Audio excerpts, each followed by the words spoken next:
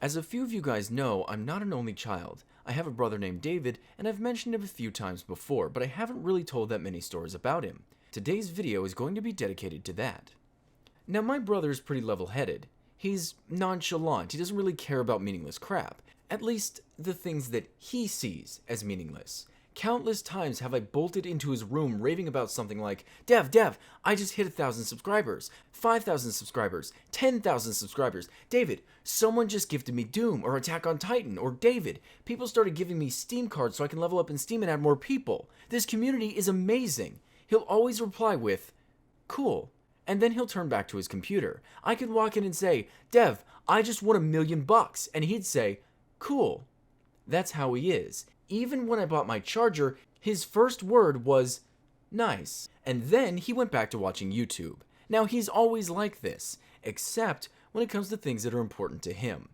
The other day I was at work when I got a text from my brother. The text read, hey, I just locked myself out of the house. Can you come open the door? Now, I understand the feeling, but I can't just leave work, so I asked him if someone can pick him up, or if he can have our mother drop by the house. Now, he didn't start freaking out, but he did get a bit crass. I'm dying here was the next text he sent back. Now, this cracked me up. He went from, hey, can you help me, to an extreme, but that's not the best part. Our mother drives back home from work to help him out, and then asks, David, don't you have a spare key in your wallet? No, he replies, I don't have a spare. Are you sure? She asks. I swear you and Barry both have spare keys. Sure enough, when he opens his wallet, there it is, a spare key. See, my brother has always been this way. Not super worried about much at all, but when he does get a little worried, he forgets everything and turns primal, acting on instinct alone. Well, Barry, come on now, that wasn't that bad. Well, I have another story.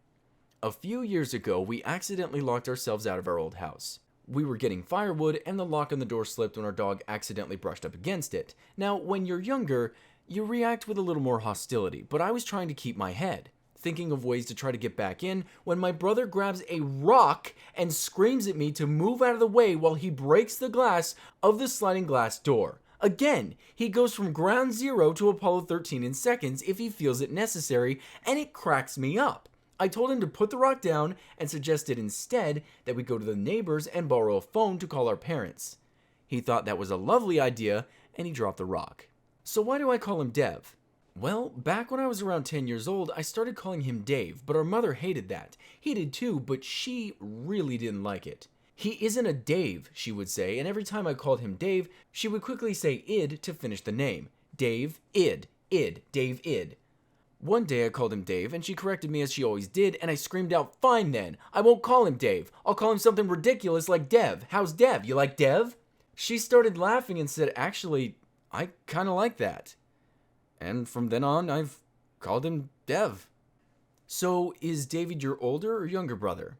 He's younger by 2 years, and the poor kid has always lived in my shadow.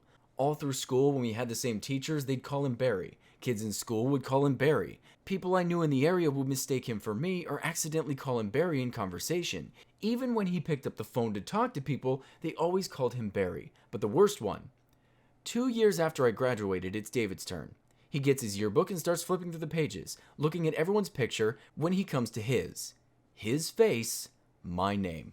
The teacher that made the yearbook saw his face, thought it was me, and put down Barry instead of David. And there was no way of fixing it. All the yearbooks were printed already. So he came home and showed us. Now, I would be flipping out. Why is my name in there? This is an outrage. I asked him how he felt about it, and he looked at me and said, it's whatever. This is when I hatched an evil plan. David, you have an opportunity here. When you go to school and people ask you to sign their yearbooks, write a meaningful memoir in there and sign your name, but somewhere else in the yearbook, sign my name too. You've been given a perfect senior prank. You have to take advantage of this. Now, back in high school, everyone knew who I was. Even the freshmen my senior year knew me. I wasn't in the popular crowd, but I was very well known. I was outgoing and kind of hung around everybody, so again, it was perfect. And he did it. Kudos to my brother for being a good sport about it. Seriously, I'd have been like, have a good summer, and the last story. Dev and I worked 2 different jobs. I normally work morning shifts, and he generally works nights, so seldom do we ever get to see one another despite living in the same house.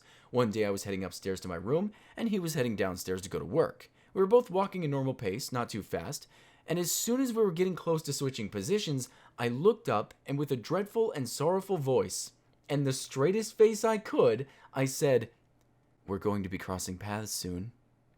It took him a second after we did pass each other, and I could tell he was trying not to burst out laughing, but he couldn't help himself. Eventually, he caved and screamed out, "You're retarded!" as he started laughing.